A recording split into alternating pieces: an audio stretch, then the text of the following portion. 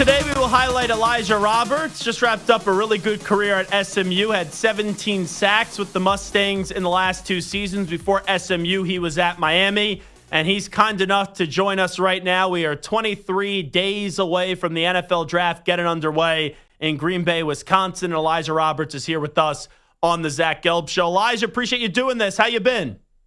I've been good, man. Appreciate you guys having me for sure. So what has this process been like for you? You're getting closer and closer, a few weeks away from the NFL draft, right? You went through the combine. You've had some workouts. Just with it getting closer and closer, just what are you feeling right now?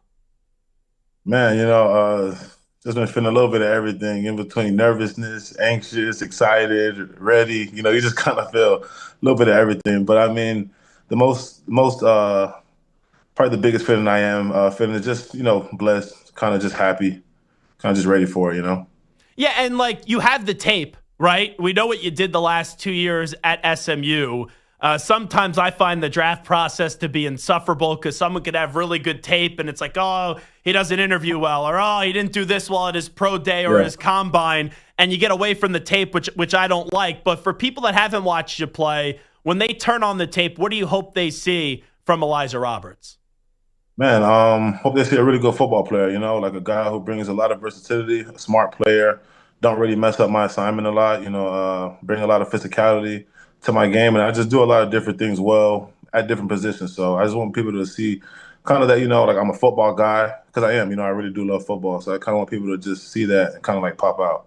The last 2 years, so you started out your college journey at Miami. You were there for 3 years. Then you transferred over to SMU. We saw the production just increase. Like I said, 17 sacks the last 2 seasons. When you look back at what you were able to accomplish and prove at SMU, how do you kind of put it into words what that all meant to you? Man, I feel like it meant everything to me, not only to me, but to the program, going to SMU these past 2 years, me and all the other guys who transferred and the guys who were there who decided to stay under a new staff, we were just able to take SMU to new heights, just new levels, So just being able to be a part of that, being able to be a part of the first ever college football 12-team playoff, being able to win our conference our first year there, and then being able to play for our conference championship in our second year in a new conference, which is, the Power Four conference that everybody kind of, didn't really know what to expect from SMU. And then just being able to go out there, go undefeated in the conference, make it to a conference championship, make it to the playoffs, all that stuff was just really, really fun to be a part of. And you know how this works, Elijah Roberts, and it's so commonplace now where you pick a college and then you transfer and you see more production in the place that you transferred to. But when people have asked you, how do you explain the first 3 years at Miami and maybe why it didn't work the way that you thought it was going to, what do you kind of say to them? Yeah, I just say, just kind of wasn't the, perfect situation for me. First year, there were a lot of guys there, played behind a couple draft picks, a couple first rounders, so kind of understood it. And then, every other year after that, it was either a new coach, just kind of getting into new systems every year. I mean, wouldn't say that held me back. It was just more of, kind of just getting lost in the depth chart, lost in the roster. And why was SMU the right fit for you? Just wondering. Man, SMU just gave me a chance to, just be on the field. All I really wanted to do was just be on the field as much as possible, because I honestly felt like the best way for me to grow was just getting game reps, live reps, being able to mess up a few times so I can correct it, being able to just, be counted on, being a guy who had to make a play, who needed to make that play for the team. And I felt like that pressure, I wouldn't say pressure, but that kind of responsibility of me as a player kind of just brought out the best in me. Right, you were highly touted. There's a reason why a player like yourself winds up at a school like Miami. But when you felt like you had to leave and that you went to SMU, were you always confident that you could still be the player that we saw the last 2 seasons, which was a very successful one? Yes, sir, for sure. Going into every season, even at Miami, I always felt like this could be the year. This could be the year that, I kind of break. I kind of, just pop out. I just felt like, every offseason I put in a lot of work. So I was just really ready. It was just more going to SMU. I was just more ready than I ever felt, just being able to, especially after that first spring there, after knowing, okay, I'm the guy, I'm going to be starting here, role has definitely increased a ton from when I was at Miami. So just being able to just know going into the season, man, I'm ready for this, So that was probably the biggest thing for sure. And obviously, right, Rhett Lashley was at Miami, and then he finds his way to SMU. and he becomes their head football coach, has been there for the last few seasons. What kind of coach is he, and what has he kind of done for your career? Man, Coach Red, he's a great coach. He's honestly a player's coach. Like a lot of coaches say they are, but he honestly really is. He really like honestly takes the criticism of the team or team captains, I would say. He really pays attention to what we have to say and what we have to offer. So just him being able to listen to us and then also being able to, just kind of like go with the flow of the season. Season's long. It's a long season that we played last year for sure. Going into the playoffs, conference championship, we played a few extra games. So he was honestly, he took care of us off the field, and then we took care of him honestly off the field as well. So having a mature team that we had, and then having a great coach like Coach Red, I mean, SMU is going to be in a good spot for a long time. Yeah, and that was a crazy conference championship game that you were in. If you guys didn't make that comeback, I was kind of worried they were going to leave you out of the college football playoff. Yeah. When you found out that you guys got in, was it just like a sigh of relief, or were you guys worried that they weren't going to call your name? Man, it was definitely like it was definitely a little bit of both. Everybody was kind of staying up, just trying to see where we're going to be placed, or if we're going to be placed at all. So I mean, it was definitely a little bit of both. Definitely a little sigh of relief, and then kind of still kind of mad about not being able to just know we're going to be in, just from winning the conference championship. So it was kind of a lot of feelings going into it. Talking to Elijah Roberts right now, getting set for the NFL draft. Do you follow like these mock drafts? Like there's so much where you're in the conversation. One day people could say your stock's rising. The next day people could say your stock's falling. I know it changes so much, but is it just human nature to just check out where people are projecting you to go? No, sir. I mean, me personally, no. I mean, I try not to, even like open social media because you might get tagged in something that you don't want to see. So you just kind of try to not listen to it. I mean, I know a lot of guys who are in the league, and they always tell me, like, don't even pay attention to it because you see something here and then you end up getting drafted here. You can get drafted to a team you probably never, expected. So you kind of just try to stay away from all that stuff. I know probably have family members or friends and stuff like that who look at it though for sure. So, when you look at the type of football fan you were, Elijah Roberts, growing up, what type of football fan were you? Like, who was your team? Man, I was just a huge like football guy. I mean, my pops, he's the hugest, he's the biggest Cowboy fan in the world. I mean, he's always been a Cowboy fan. So, I mean, we did used to watch a lot of Cowboys games growing up, but definitely, I mean, as I got older, I for sure just watched a lot of football, whether that was college, NFL, whatever the case may be. Who were some of the edge rushers? Who were some of the football players that you grew up really enjoy watching?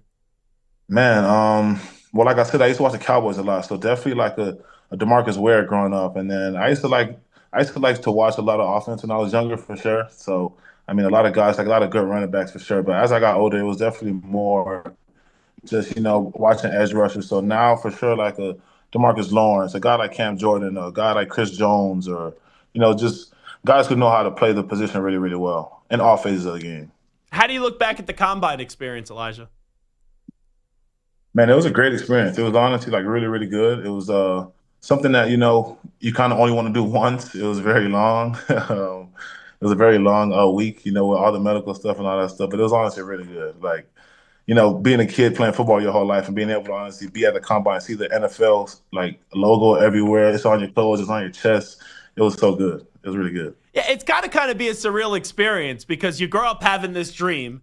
You go to college, you have a 5-year career at college, and it's like, all right, just get through these 3 weeks, and then boom, you don't know where you're going to go, you don't know when you're going to go, but you're going to be in the NFL coming up at the end of the month. It's got to be pretty neat, right?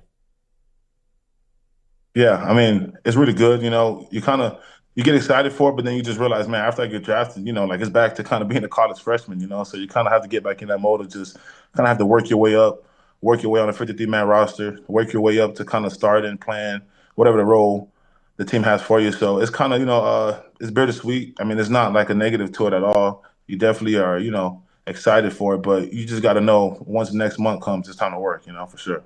Where are you visiting? I know you have these top 30 visits coming up. Have you any scheduled so far?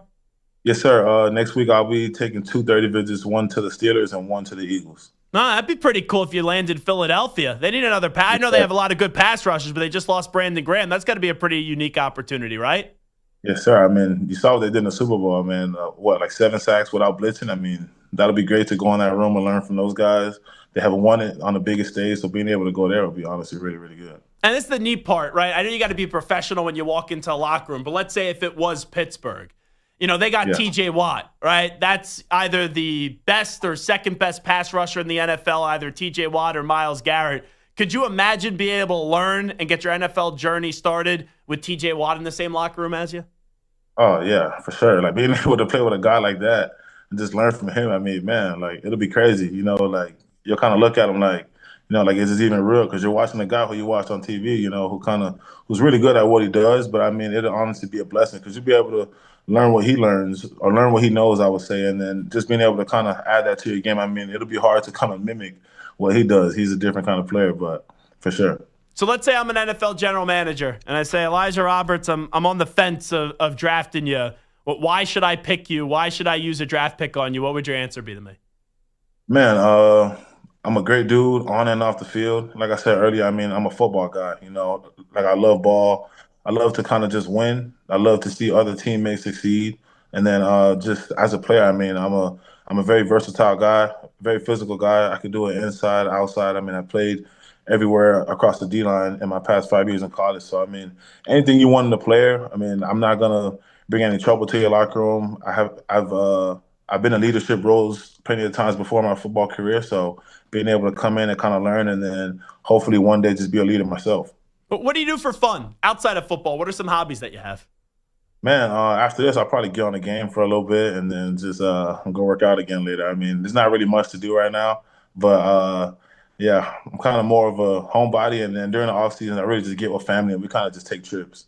All right, now we get to the serious questions. You have a cheat meal. What are you eating? Cheat meal. Well, my pops is a chef, so if I have a cheat meal, I'm definitely going to him and I'm telling him to cook something good. I mean, I like food, so I mean, honestly, anything. If it's a cheat meal, anything fried, like some catfish or something like that, for sure. But what's the best thing that your dad cooks up? Oh man, anything. He's been cooking for over 20 years now. Well, his whole life, so maybe longer than that. But Now, this is a big question we have on the show. yes, sir. You have chicken wings. You go ranch or you go blue cheese? Oh, ranch for sure. Oh my God. No, You're a blue cheese you gotta guy? go blue cheese. You gotta go blue cheese. Man. This is I gotta take you off my draft board now. I can't You're a have you blue cheese drafted with guy? ranch. Yeah. Oh man, it's crazy because I used to be a huge blue cheese guy, but then when I got my girlfriend a few years ago, she loves ranch, and then it kind of just made me kind of gravitate towards ranch. But I used to be a blue cheese guy, but I'm definitely a ranch guy now for All sure. right, we'll blame it on the girlfriend. I'll give you a pass on that one. You got to make sure that the girlfriend is happy. Last thing I'll ask you. I know that you weren't there at Miami when Cam Ward was there. I don't know if you still got friends on the team that you still talk to. I know you didn't go up against him this year, but Cam Ward, right, in the ACC, you're obviously familiar with him. What are the things that you hear about Cam Ward and what he could maybe be as an NFL quarterback? Man, just hearing from guys who are on the team, who I knew, I just heard that he's a dog. Like he honestly came in and he kind of helped, like change the culture of the Miami locker room. He's a dog. He's an alpha male. And as a quarterback, I mean, honestly, if you got a quarterback who's an alpha, who's a vocal leader and leads by example, and then you got to see how he plays on the field. I mean, honestly, I feel like any GM, any locker room would be great to have him for sure. Is there one quarterback that you kind of have jotted down that you're like, okay, I get to the NFL, I'm playing this guy, I got to find a way to sack him?